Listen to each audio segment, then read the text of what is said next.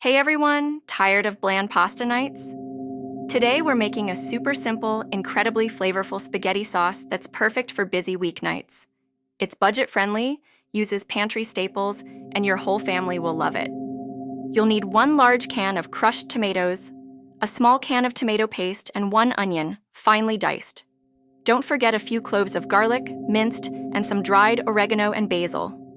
Olive oil, salt, and pepper are also essential. Start by heating a tablespoon of olive oil in a large pot over medium heat.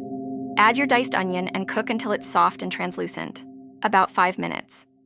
Next, stir in the minced garlic and tomato paste. Cook for another minute until fragrant.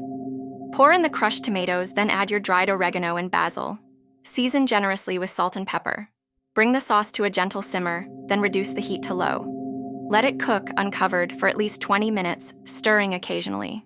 The longer it simmers, the deeper the flavor. This sauce is fantastic over any pasta, of course. Try adding some cooked ground beef or Italian sausage for a heartier meal. A sprinkle of fresh Parmesan cheese is always a good idea.